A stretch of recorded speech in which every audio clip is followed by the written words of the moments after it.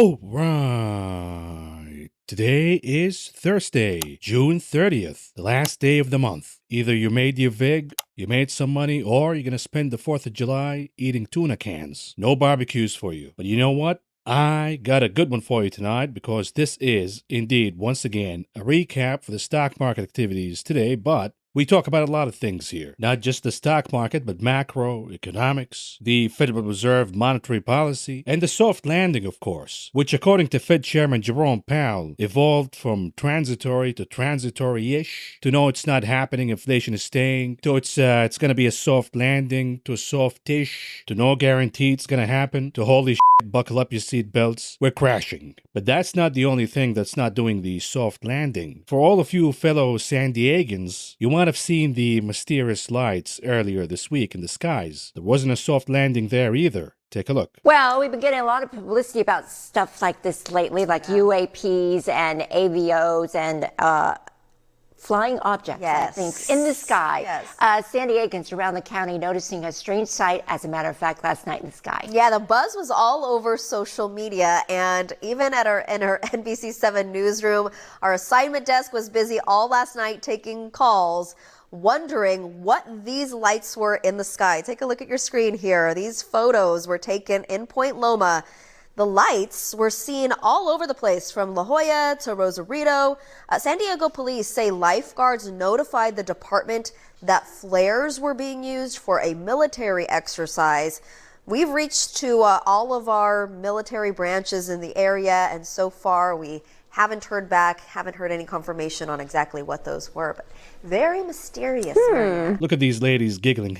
It's so funny. The aliens are so funny. They're so cute. They're just curious about us. Oh, really? You think these aliens been casing the joint since ancient times because they're curious about us? Wait till the grand master plan materializes. They finally do the soft landing over here, and they start enslaving all of us. That'll take care of wage inflation, right? But of course, if you thought these were aliens and you went crazy with the theories, rest assured there is a simple explanation to all of this. Remember those mysterious lights spotted off the coast of San Diego Monday night? Well, tonight the mystery is solved. No, those lights were not UFOs or aliens. In a statement to CBS 8, the Coast Guard says these lights were flares that were dropped from a Navy C-130 plane. They say it was part of a planned training exercise near San Clemente Island. So why did it appear that these lights were floating in the sky for about an hour, according to our CBS 8 viewers? Well, the Coast Guard says they may have lingered so long because they were attached to parachutes. Yeah, we had to place parachutes on these flares because God forbid they land too hard, like the economy, and they break a few bones. And I know now in the comments there is a baby who's going to say, well, why is he talking about aliens? I thought this is a financial channel. Okay, grab your diapers, grab your pacifiers, because you're going to need them. And let's talk financials. And here it is, in focus tonight. Going down to zero. Yep, zero. This is not according to me, of course. This is according to the experts in Wall Street. And this time around, they might be right. I mean, we didn't see this kind of action of stocks going down to zero since about over a decade ago. So we can't wait, right? But before we talk about going to zero, let's talk about this economy that is falling apart as we speak. It is actually collapsing. You know, the great booming economy that the Fed is talking about, that the Biden administration is talking about. Well, here's your booming economy for you. The United States economy shrank by 1.6% in the first quarter. This is a revision, of course, and it showed that the GDP went down by more than what we were told before. And here's CNBC Rick Santelli explaining all of that to you, but notice at the end what he's going to say about prices. Take a look. Down 1.6%. It actually expanded, Becky, from minus 1.5 to minus 1.6. And if we look at the consumption numbers, wow, this is really very aggressive considering how far along we are. They almost cut in half from 3.1 to 1.8. And on the GDP price index, it moved from its 8.1 up to 8.2. That's the highest quarter inflation rate quarter to quarter since 1981. So here we have the GDP going down, consumer expenditure going down, but prices actually going higher month over month, and this is the highest reading since 1981. What does that say? The economy right now is in stagflation. You got the GDP, the pace of economic activities going down, while prices continue to move higher, or at least linger higher. And the next step will be a recession. But for now, look at this. The GDP is down, first quarter down. And in the grand scheme of things, let's zoom out a little bit, because you might recall a couple of years ago, the experts said that we're going to have a V-shaped recovery. But these experts might have not had their glasses on when they made the V-shaped recovery prediction, because turns out it's an M-shaped recovery. But hey, M has two V's in it, so there you go. And this so-called V-shaped recovery was a fake, a fugazi. It happened because of the stimmies and the insane money printing. But the real damage to the economy from the lockdowns, the shutdowns, and destroying small businesses coast to coast, that damage was never healed. The money printing did not heal the underlying core dynamics in the economy. It only healed the stock market, the real estate market. It made the rich richer, and it gave us inflation. That's all there is. And now we have to face the reality that this inflation is becoming stagflation, and soon enough it will become a recession. And this is not just me saying that, by the way, because you could say, hey, the first quarter was bad for understandable reasons, but the second quarter is going to kick ass. Not really. The Atlanta Fed came out today and confirmed the recession. Their consensus right now is that the GDP for the second quarter will go down by 1%. Remember, back in May, mid-May, the Atlanta Fed said that Q2 GDP would be at 2%, meaning the economy will grow by 2%. Fast forward a little over a month later, and now they're saying the economy will go down by 1%. Now wait till the actual number comes out, and we find out that the economy actually went down by 2%. And it's not only that, it's not just the GDP, it's the consumer weakening in a rapid pace. Yesterday, we got the data that U.S. personal spending expanded in the first quarter at the weakest pace of the pandemic recovery, marking a sharp downward revision from previous estimates. Here it is. The estimate was 3.1%. We went down to 1.8%. And today we got another confirmation that the consumer is indeed weakening. Household spending in May, while it went higher at the slowest rate this year so far. So we're seeing a massive slowdown in the pace of economic activity, while inflation continues to linger higher. You might say, but Maverick, what about commodities? Commodities are crashing. Okay, but that crash could be temporary if the Fed doesn't walk the walk and indeed increase interest rates higher. Because markets, be it commodities or stocks, are a mechanism of looking forward. What they're saying right now is, if the Fed indeed walks the walk and tighten the monetary policy, then yes, inflation will cool down. Because at the end of the day, the real reason behind inflation is not supply issues, it is monetary inflation. Once the Fed acts, inflation goes down. But if the Fed does a 180 and says, oh, look at commodities, they're down, so we're not going to walk the walk, we're not going to increase interest rates higher, well, guess what? Commodities will pop higher again. We will see stagflation picking up again. But there is another problem. Even if commodities prices go down, remember what Jerome Powell said about inflation cooling down? Yes, the next CPI might be down month over month, for example. We could say that inflation has indeed peaked. But that doesn't mean that prices are going to peak. That doesn't mean that prices are going to go down. In the meantime, your wages did not keep up with inflation. So even if the rate of growth in inflation cools down, prices are not cooling down, we still have the same problem. The purchasing power of the consumer is damaged, and the standard of living of Americans has indeed been damaged severely. Meaning, all of these fantasies you're hearing on TV right now, in the news media, that commodities went down and therefore inflation is cooling down and the economy is going to recover again, the stock market is going to recover again. These are all fantasies. The recessionary forces are still here, even after inflation peaks, because prices are too high and the consumer cannot afford these prices, even if inflation cools down. Hence, we need a recession. We're just hoping that this recession will be mild, but in all likelihood, it's not gonna be. When you look at the real GDP by industry, private goods went negative, private services went negative, the GDP all in all went negative, but government's GDP is still positive. This is the great economy, folks. When you have private goods, private services growing at a negative rate, while the growth in government spending and government expenditure is actually moving higher. The only sector of the economy that is growing right now is the government. And this is really important. Keep that in mind, because when we pick stocks at this stage of the game, do you really want to pick stocks with exposure to consumer spending, or do you want to pick stocks with exposure to government spending. Keep that thought in mind. We're going to talk about it in the heat map analysis. But here's a little teaser for you. When we look at the GDP contribution by different sectors in the economy, for example, non-durable goods manufacturing, that went down big in the first quarter. Retail trade, finance, insurance, mining, transportation, wholesale trade, accommodation, food services, all of these went down negative in the first quarter, according to the real GDP. What is moving higher? Real estate, utilities, government, and notice that the stocks of real estate, utilities, and companies with exposure to government spending have been beating the stock market, have been outperforming other stocks, while stocks related to non-durable goods manufacturing, retail, finance, mining, they've been getting hit hard as of late. And I know there is a lot of confusion out there. What's going on in the economy, Maverick? Is it a recession? Is it stagflation? What's up with the demand and supply? Why are we seeing demand with certain retail businesses dropping all of a sudden and the stocks of these retail companies are crashing all of a sudden? What's going on here? Can you please explain things to us in a simple way, easy to understand way? Yes, I can. Here's demand and supply for you. In regular times, in equilibrium, you got demand in the economy at an average rate met by the supply,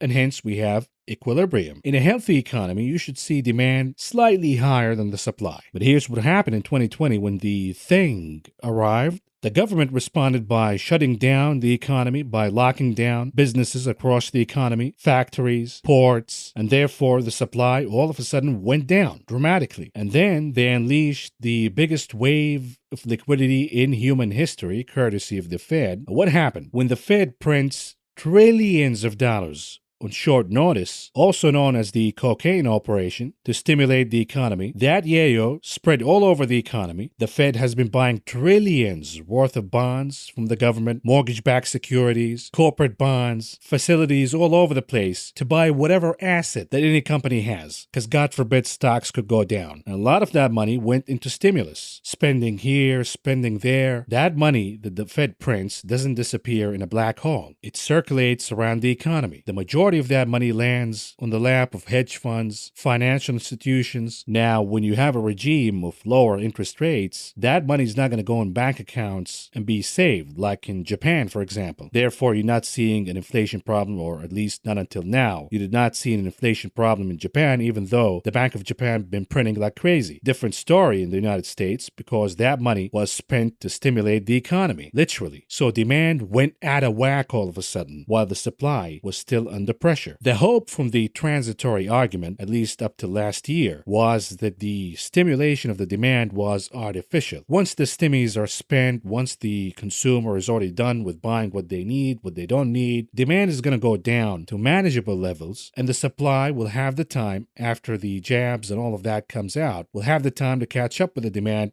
We will go back to equilibrium once again. That did not happen. Demand went down by a tiny bit, even though the supply pretty much caught up where it was pre-pandemic. Why? Why did the transitory argument fail? For a simple reason. You know, the Fed and the so-called economists from Harvard and Yale and Princeton, all of these fancy pants economists, in reality, they have no clue at all. Because in their transitory assumptions, they forgot about a simple fact about inflation. And that fact is, inflation is a self-sustainable phenomenon. What does that mean? The key for the Federal Reserve, is when you see the beginning stages of inflation, think about it like this. Inflation is like a tornado. The key to control inflation is when you see the cone forming, that is the moment when the Fed says, we're done here. We're going to taper. We're going to increase interest rates because we don't want to see the cone landing. Once it lands, it's over. There is no way you can control the tornado. Once it lands, it gains more power, and it just keeps going on and on in the path of destruction until it's done. In this channel, we identified the cone back in April of 2021. We've seen crazy things such as the meme stock mania, excess speculation in the economy. When you have used cars prices being sold at a higher price than they were new, it became evident that this is getting out of control, that the cone is shaping. But the Fed failed to react and stuck to its stubborn approach that this is transitory, that this is a supply issue, and the cone landed, and inflation became a self-sustainable phenomenon. You got inflation expectations moving higher. If I'm a landlord, and the landlord next to me increased rents higher, and his tenants are okay with it, then I'm going to do the same.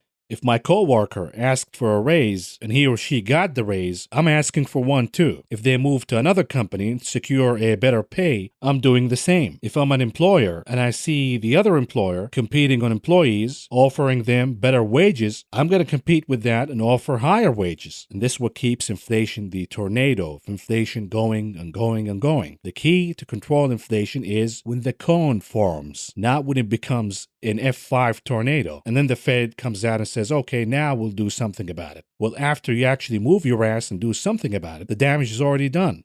Inflation will go away, but it will leave this economy on the path of destruction, aka a recession. And now the soft landing fantasy is no different than the transitory fantasy. The soft landing fantasy says, okay, now we have demand still sticking around at elevated levels, and the supply has not yet caught up with the demand. So what do we do here? In the soft landing assumption, in time, supply will catch up with the demand, supply will go back to equilibrium, but the demand is ticking, and the demand requires action by the Fed, aka increasing interest rates higher. And in the soft landing fantasy, in time, the supply catches up, and then the Federal Reserve, by initiating interest rate hikes and tightening the monetary policy, that forces the demand to go back to equilibrium, and everybody lives happily ever after. It's done. Soft landing. Here's the problem. Raising interest rates, the tools that the Fed has, are blunt force tools. What does that mean? They're indiscriminate. They hit the demand across the economy equally. We have certain areas in the economy right now, such as in retail, where the demand actually went down significantly. We have other areas in the economy, such as services, airports, traveling, etc., where the demand is still too high. Housing, similar story. But the Fed is going to crush all. And another problem, the tools that the Fed has are not surgical in nature. What does that mean? They can't really push demand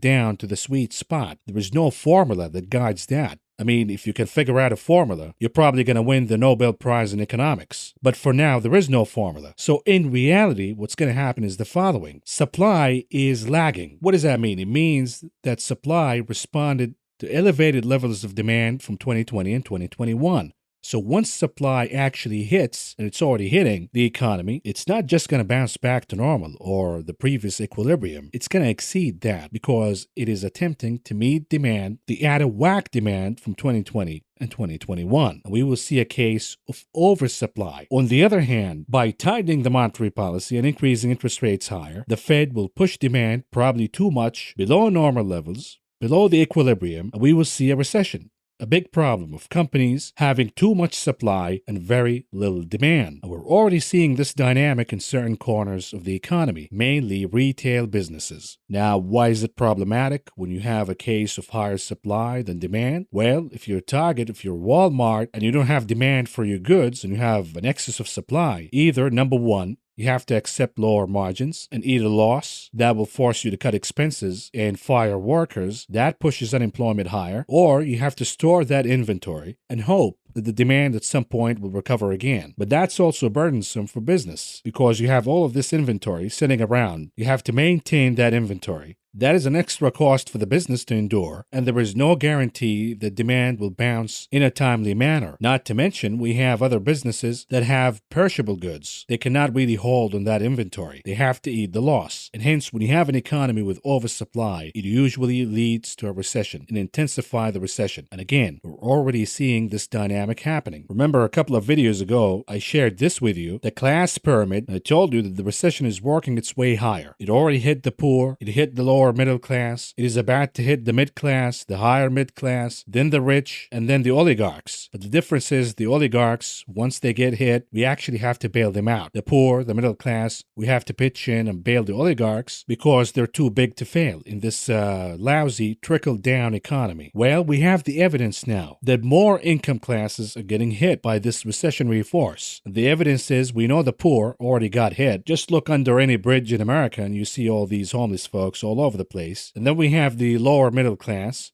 We know they got hit because we got news from Ross and Walmart, saying that the demand all of a sudden went down big time and they cannot pass the extra cost of inflation by increasing prices on the consumer anymore. Why? Because their consumers have to spend more at the gas pump, on rent, utilities, the grocery store. They cannot afford to go shop at Ross or Walmart. And little by little, we got more data that the middle class is getting hit. And that is evident by the earnings that we got from Target and yesterday from Bed Bath & Beyond. These are two stores where the mid-class shops at. So we now know that the middle class is getting hit. They're not spending in the economy. They're not stimulating the economy. They have to forego shopping at Target and Bed Bath & Beyond and spend more at the pump, rent, groceries, utilities. And on top of that, we got even more bad news yesterday that even the high middle class are getting hit right now. And the evidence is the earnings that we got from Restoration Hardware, a retail store for the upper middle class. They lowered guidance big time, indicating that the demand is waning down big time. And the risk here is, remember back in 2021, 2020, when we had the stimmies spending, and all of a sudden you heard headlines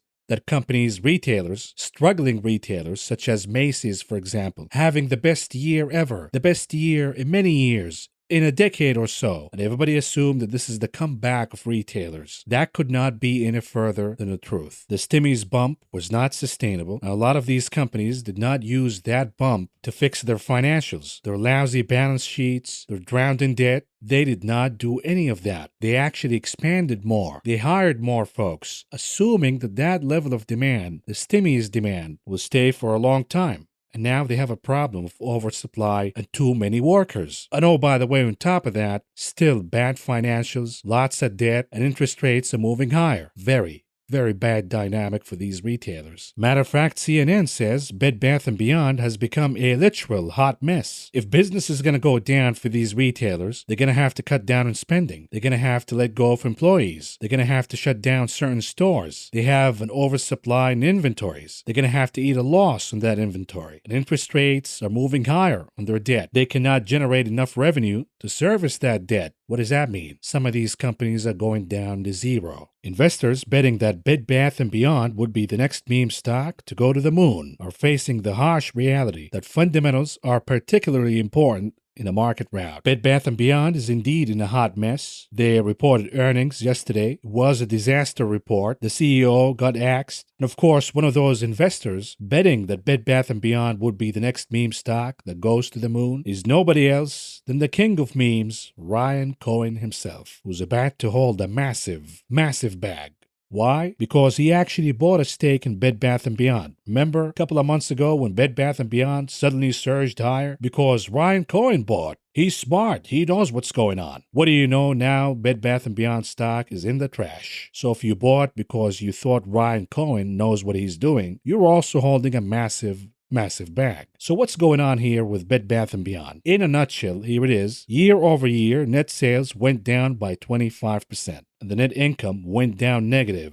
Big time. It was already negative last year, but now went down negative by a lot. Matter of fact, the company lost $358 million in the last quarter alone. This is not sustainable. Why? Because the company will default on its debt. The headline reads, Bed Bath & Beyond's plunging bonds point to fears about repayment. What are they talking about? Here it is. The company's bond looked very stressed. Cliff Noreen, head of global strategy, who cares? The 2024 debt was yielding easily above 32% yesterday, compared with a yield of just over 3% for the risk-free 2-year treasury. Now, what does that mean? Here it is. That wider spread suggests that credit markets are increasingly concerned that Bed Bath will not be able to meet its obligation in full in a little over 2 years. Thus, they're demanding higher premium to offset the perceived increase in risk. Bed Bath ended the fiscal first quarter with $108 million in cash, down from $440 million in the fourth quarter of 2021. That is a massive drawdown in cash. Of course, plenty of retailers have dealt with less than stellar balance sheets. The worry here is that Bed Bath is using up cash quickly at a difficult time, when its sales and profits are likely to continue to be under pressure. Consumers are dedicating less spending to home furnishing now than they were during the height of the pandemic, and plenty of other companies are discounting the category after over-ordering. You're paying attention or not. Indeed, Bed Bath saw inventory rise about 15% this quarter, even as sales fell. That's a bad dynamic for a company that has a lot of debt to service. The company does not expect that inventory will be a source of cash until the fourth quarter. Whoops. And here's the other one that we got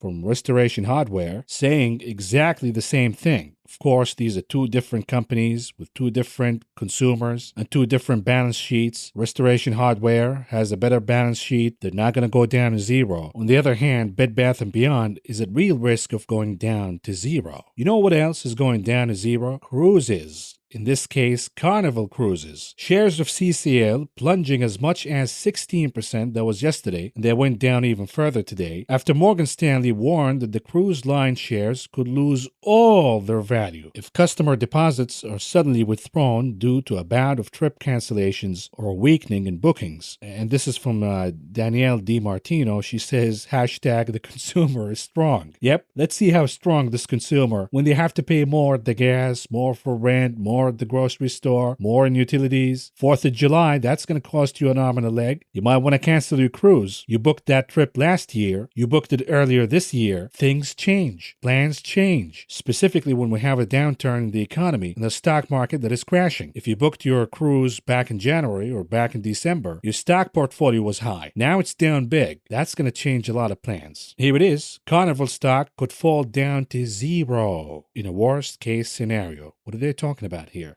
Morgan Stanley analysts slashed their base case price target to $7, according to Bloomberg, and maintained an underweight rating on the stock. In a worst or bear case scenario, meaning the most realistic scenario, Carnival's price could reach zero, they added. The cruise line stock could lose all of its value if a recession triggers another demand shock, that analysts said in a research note reviewed by Bloomberg. The group's liquidity could quickly shrink if bookings slow or customers withdraw deposits amid a bout of cancellations, the analysts wrote. However, a Carnival spokesperson said the company was making strong progress, quote-unquote, as it continued to restart its fleet around the globe. There is pent-up demand for cruising, and our occupancy level continues to rise with our Carnival Cruises line brand at 100% last quarter. I'm forecasting 110% occupancy for the third quarter, said the spokesperson in an emailed statement. And in a footnote, he added, please help,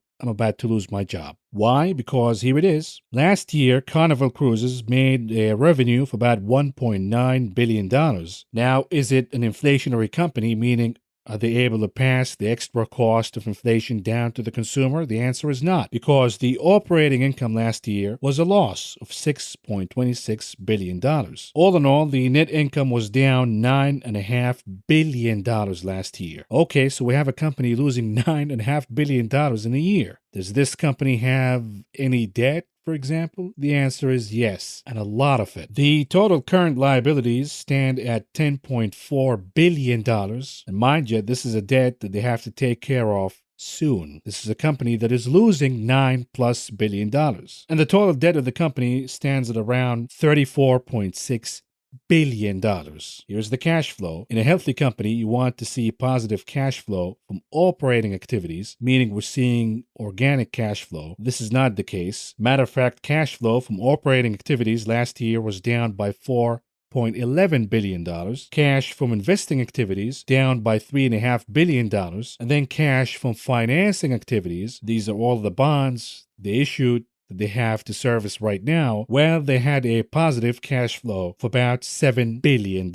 All in all, the free cash flow is a negative $7.7 billion. Is this company about to go bankrupt or what? I say yes, and it's not going to be the only company. If interest rates continue to move higher, if this economy indeed hits a recession, you're going to see this company going bust, along with many retailers and many airline companies. The good news is we live in this oligarchy of an economy, so you're going to have some oligarch, Jeff Bezos or whoever is going to scoop the assets of these companies for pennies on the dollar. And the last thought here is, what really crushed the cruise business? The answer is the draconian lockdowns, the fear porn about the thing. Even when cruises said, okay, we know that this is a hot spot for contagion. So what we're going to do is we're going to require all of our customers, before they sail, they get the jab. So even if we have a case spreading in the ship, everybody's already protected and jabbed. Even with that, the CDC and the government will not let them sail. And they crushed these businesses. They're not going to be able able to maintain paying their employees. They're going to have to let go of all of these employees. They're going to have to go bankrupt. You think that's not going to have a long-lasting negative impact on this economy? Think again. And after all of this, all the draconian measures that crush small businesses in America, that's about to bankrupt cruises and airlines and retailers, after all of this, we now know,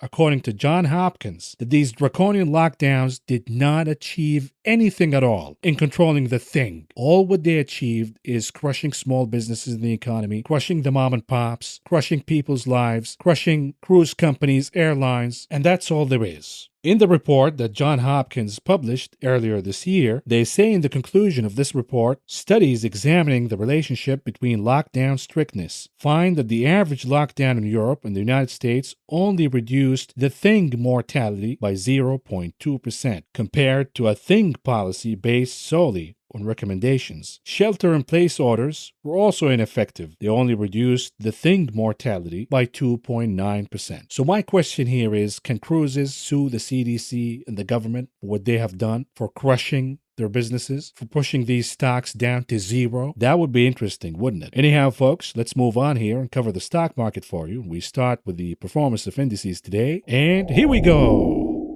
The Dow Industrial Average down by 253.88 points, or a decline of 0.82%. The Nasdaq down by 149.16 points, or a decline of 1.33%. The S&P 500 also down by 33.45 points, or a decline of 0.88%. The sector's performances were led by utilities at number one, capturing the gold, the silver, and the bronze medals. Even though we have industrials, they managed to close in the green, but all in all, the performance is pathetic. It's not worthy of a medal. I get to give the medals here. And I'm saying no to industrials. Utilities get the gold, the silver, and the bronze. We're done here. No more arguments. On the other hand, the laggards of the day were led by materials, energy, and communication services. What about the advance to decline ratios? NYSE 27% advancing versus 70% declining. The Nasdaq 32% advancing versus 64% declining. Awful breadth, but it's been the story for a long time now. Moving on to commodities, massive crash in energy futures. The WTI was down by more than 3.5% today. Brent down even further, losing about 6% of its value today alone. The gasoline RBOB down almost 4.5% today. Heating oil down by more than 2.5%. And here's the big one, natural gas. Look at the massacre in natural gas, down by over 14% today alone. And again, folks, I said this repeatedly. At this stage of the cycle, when we see energy commodities crashing, it is not a sign of peak inflation. We have the green light for the economy to reignite again and stocks to go higher. It is a sign that the economy is heading into a recession. This is exactly what happened back in 2008, but we have folks who never learn, and even if they know the truth, they don't want to hear it. While natural gas prices in the United States were down big, natural gas prices across the Atlantic and Europe are actually moving higher. And look at the correlation here, the inverse correlation. The moment we got the news that the Freeport LNG facility is out of order, and it's not going to be back till later this year, natural gas prices in the United States went down crashing. At the same time, natural gas prices in Europe moved higher, significantly higher. What does that dynamic say? Number one, the demand is now shifting from the United States because there is no way to get the LNG. The facility is out, so the European demand shifts back to where it came from. Number two, now that natural gas prices are actually down here in the United States, while they continue to go higher in European countries, which economy is going to get hit the hardest?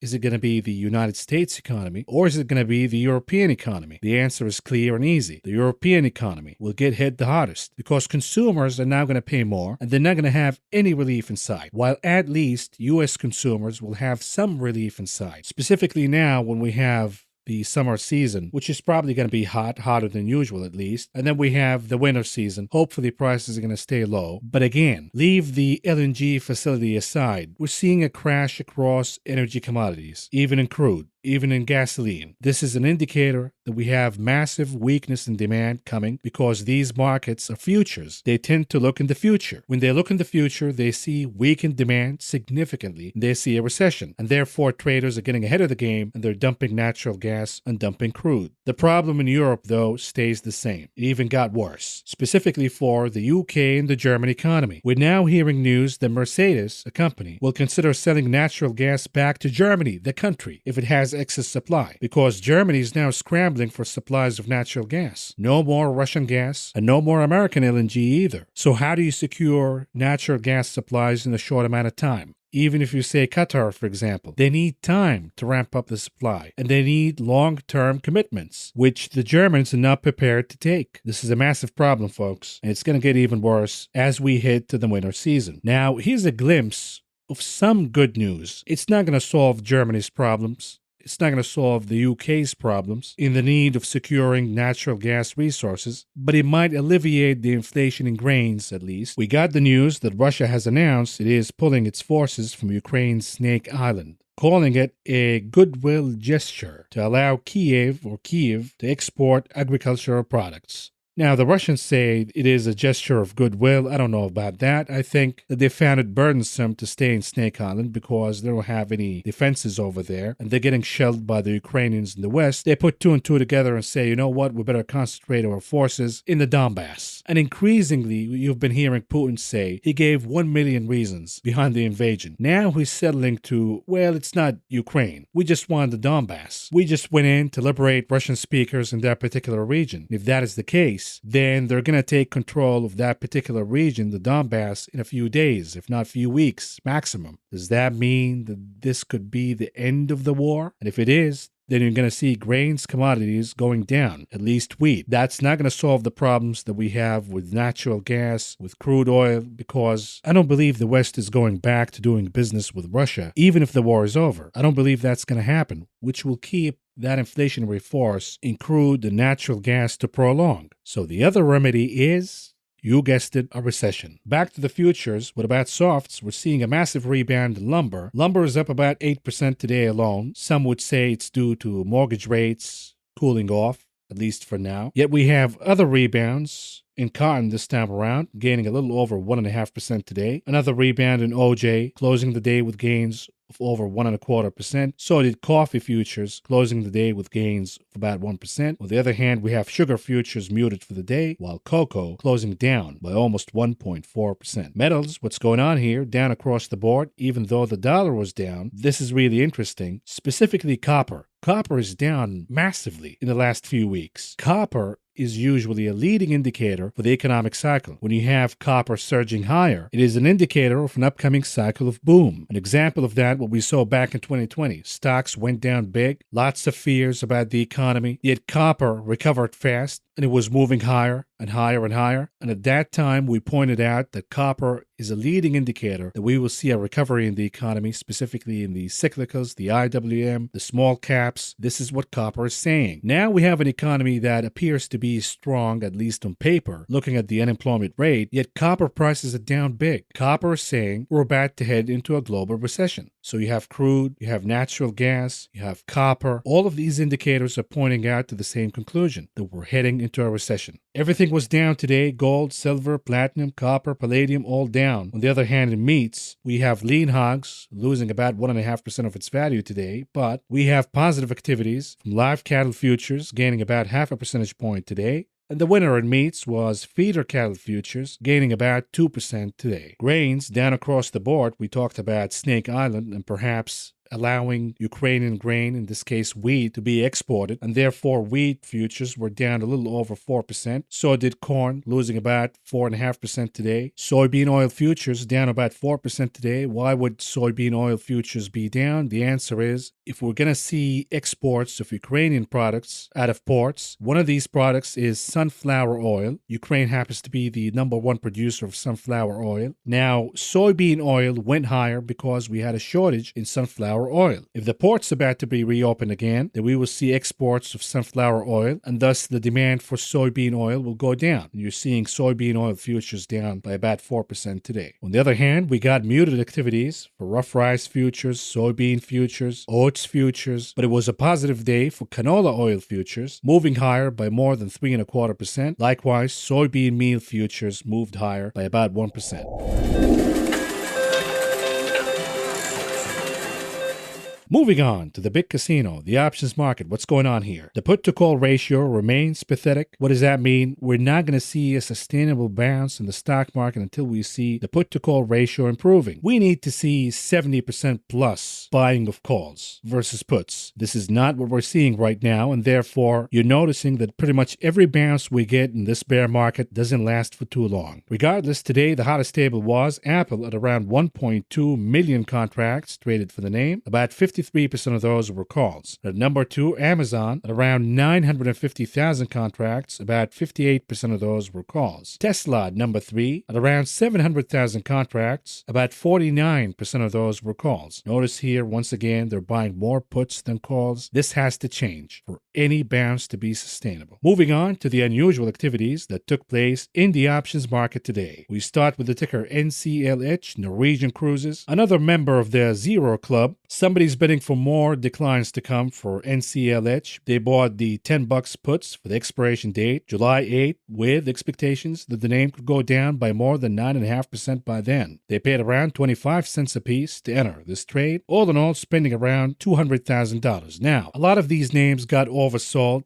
technically speaking. So I did buy calls on some of these names, specifically CCL, Carnival Cruises, with the expiration date of tomorrow. What does that mean? I'm playing a technical rebound. If it happens, I believe I spent about 6 cents a piece for buying these contracts. By the end of the day, these same contracts were trading at around 9 cents a piece. If we see Carnival Cruises popping higher in the morning, I'm going to close right away, booking profits. I will probably double my investment. But if that doesn't happen, that's okay. It's a wild shot. I'm just going to eat tuna cans in the 4th of July. What about NVDA, NVIDIA? Somebody's buying calls, betting for a rebound. You know, Micron reported earnings after the bell, and you're seeing all of these trades buying calls on Micron. The earnings came out disappointing. The stock initially was down by over 6% after hours, and then it rebounded higher, but I believe it remains negative, at least by the closing of the aftermarket session. But there is a possibility that we will see Micron opening positive tomorrow, believe it or not. Why? It's the beginning of the second half. We'll talk about that in the charts analysis a lot more. But don't be surprised if you see Micron trading in the green tomorrow. If that happens, it would be good for NVIDIA. Therefore, somebody already bought the 162.5 calls for the expiration date, July 8th, with expectations that NVIDIA could move higher by more than 6.5% by then. They paid around $1.60 a piece to enter this trade, all in all spending around $700,000. What about the ticker FCX, Freeport McMoran? Copper is down big, so is the stock of Freeport, but somebody's bidding for a rebound to come here. They bought the 36 calls for the expiration date, September 16th. With expectations that Freeport could move higher by more than 23% by then. They paid around $1 a piece to enter this trade, all in all spending around $400,000. And lastly, what about the trade for the ticker AMZN, Amazon? Somebody's bidding for more downside to come here by buying the 101 puts for the expiration date, July 8th, with expectations that Amazon could go down by more than 5% by then. They paid around $1.15 a piece to enter this trade, all in all spending around $400,000.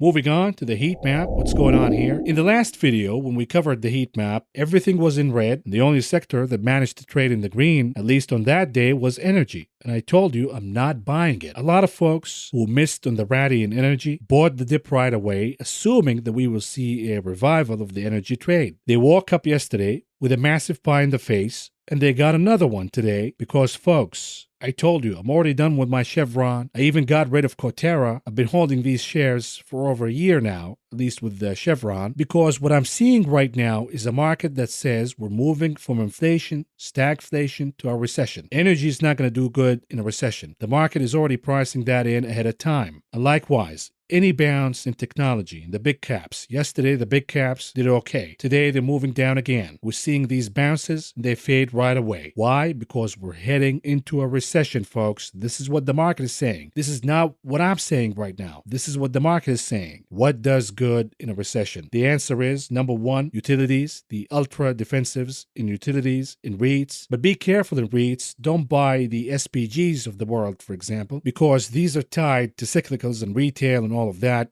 you don't want to invest in these. Invest in the ultra defensive names in REITs. You also got Big Pharma. You got the defense names, Lockheed, Raytheon, etc. Why do we stick with these names? Because who's the consumer for these names? Big Pharma and the defense contractors. The answer is the government. Medicare, the Pentagon, they're never going to run out of money. There is no recession with the government. They're going to continue to rob the taxpayer over and over and over again and use that money to pay big pharma and defense contractors. You want to avoid the names where the consumer is the source of income, and you want to stick with names where the government is the source of income. In a recession, a few names in consumer defensives, consumer brands happen to outperform, but you got to be really picky. And I'm going to be producing a video tomorrow comparing GIS, General Mills, with SGM, Smucker. I will see which name makes sense than the other. But again, you have to be really picky. Another name that does good in a recession is McDonald's, MCD, but there is no guarantee here that it's going to perform this time around. So why not stick with utilities, some REITs, and you got the big pharma names and defense. At least this is my strategy for now. If the facts change, my strategy will change. But for now, I cannot be in even the agricultural names. Mosaic, Nutrient, I got rid of all of that. Now let's talk about specific company news. And it's going to support my theory here. Here's the news that we got yesterday. Turkey, the country of Turkey, is now saying we're okay with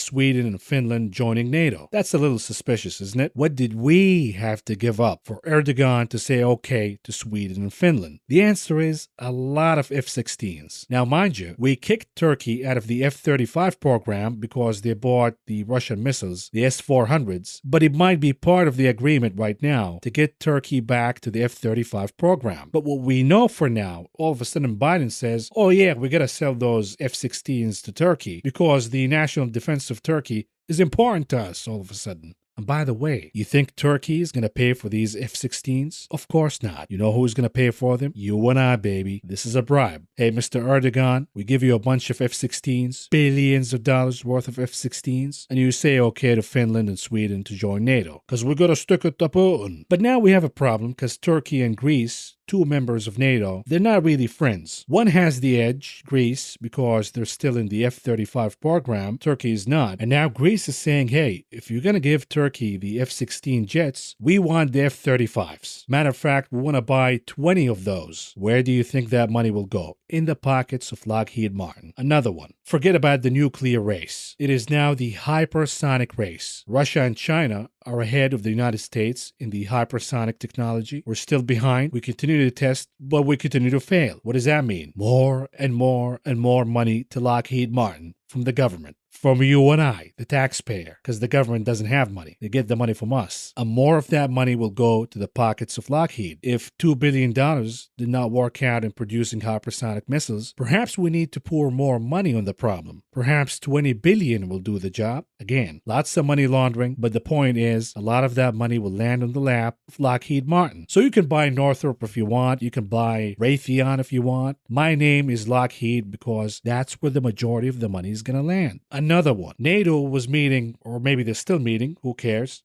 But now NATO says they're going to increase their force to 300,000 personnel. On top of that, they're going to spend, quote, well over $350 billion extra. Where do you think that money will go? The answer is the pockets of Lockheed Martin, and therefore I'm sticking with LMT. Another story is Warren Buffett continues to buy Oxy, the stock of Occidental Petroleum, and now he has a stake of about $9 billion in the name. The question is, now that energy stocks are crashing due to fears of a recession, will Warren Buffett hold the bag? He certainly did so in the past, but this could be a big one. And lastly, we have Airbnb now banning parties for good. No more partying. You want to rent a house? No more partying. But if the hosts want to place secret cameras in the house, that's still okay. Is this good or bad for Airbnb? Who knows? Maybe bad news because these spoiled brats who use daddy's credit card to book Airbnb houses to throw parties, well, they're not going to be able to do that anymore. Anyhow, let's move on to the heat map for the ETFs. Muted action across the board, but we're seeing more declines in commodities. The rebounds are not lasting.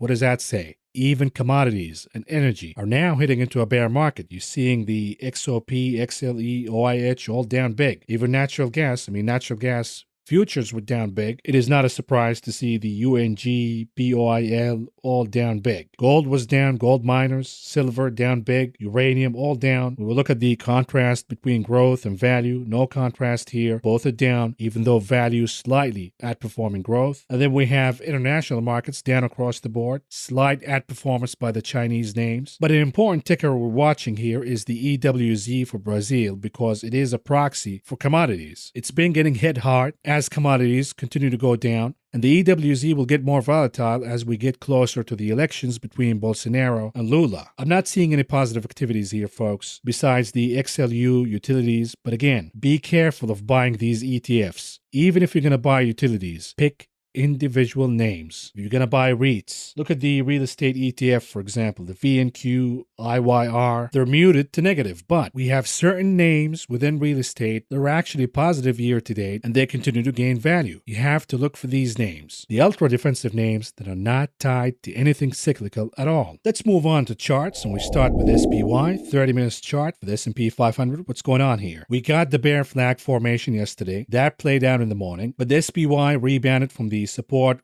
373.5, and it got all the way to closing the gap. It closed the gap and then it pulled back. Is this a rejection? Of course not, because what will happen, could happen, is the formation of an ABC pattern. We got the A leg, which was the rebound from the support 373.5 all the way to the gap, and then we have the B leg, a pullback, and we see the C leg tomorrow. And here's a little inner secret for you. I was at the office today, and a lot of the managers are talking about the second half optimism, meaning we have to start the second half on a positive note, meaning, once again, a lot of them are going to buy stocks tomorrow. Is this a guarantee that the stock market will be higher tomorrow? Of course not. But the psychology says, we're done with the first half. Let's start the second half on a positive note. The psychology becomes important here, folks. Whether the second half will be good or not, that's up for grabs. The likelihood is it's not going to be good. But the managers are going to attempt to start the second half on a positive note, which means that could take the SPY all the way to the resistance at around 385. Here's the daily chart for the continuous contract for the SPY. What's going on here? We know now that the support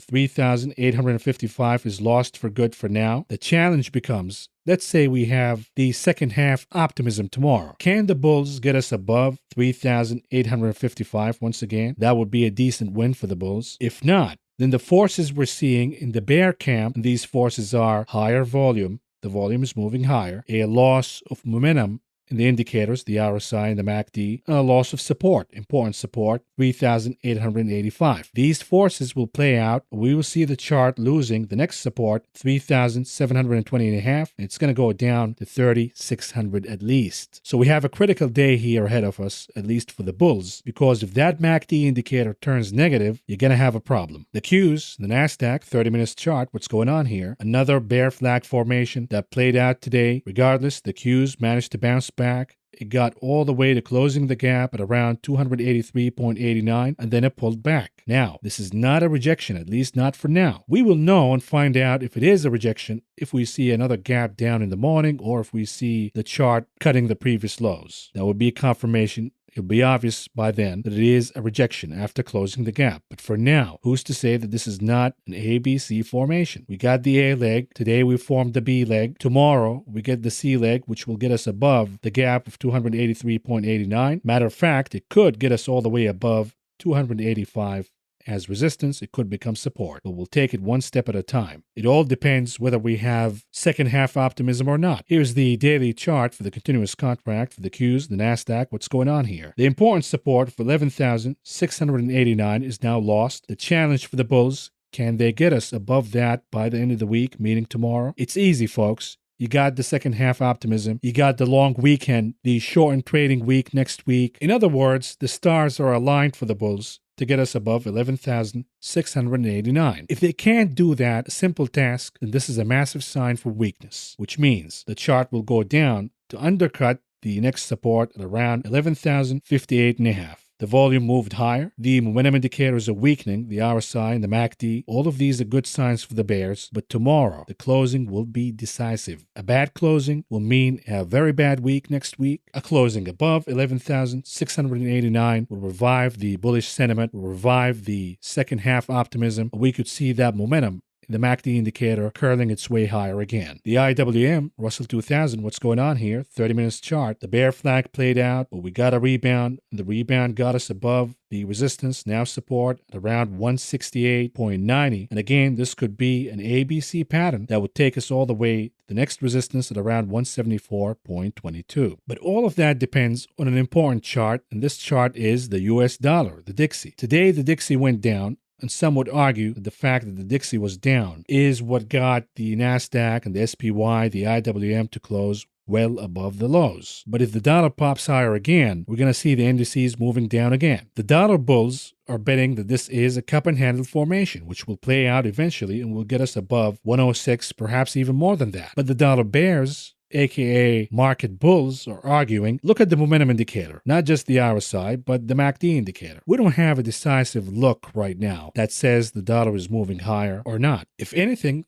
the RSI remains in negative divergence, indicating weakness for the US dollar. We know the yen got oversold. If the yen bounces back big, we could see the dollar moving down. And this will be good for the equities market, at least from an algorithmic perspective. What about gold? What's going on here? Continues to lose support. It already lost the Fibonacci support, and it is in the process of forming lower lows. This is not a good development, and I told you before, once we got the lower low and you saw the dollar moving higher again, you gotta book your profits in the miners. We have the tailwind of banning Russian supplies, but the dollar has to ease. For now, I'm not seeing any indicator that suggests the dollar is going to ease. I got to see it to believe it. And when that happens, maybe we will see gold moving higher again. What about Brent, crude oil? What's going on here? A massive drop. The chart went higher. It got 114 as support. And then it got 118 as support. The assumption was it's going to move higher to 124, the next resistance. That did not happen. We got a reversal candle right away, at least from a 4 hours perspective. And that played out not just to undercut 118 as support, but it cut 114. And now we're eyeing 105.84 as the next support. But the chart is getting a little oversold. We have a lot of soft support, quote unquote, before we get to 105.84. So don't be surprised if you see Brent bouncing higher, let's say from 106, for example, 107.5. But if all of that soft support doesn't produce a bounce, then we'll be eyeing 105.84. Here's a daily chart for the 10-year yield. What's going on here? It remains within a range. It touched the support of 3%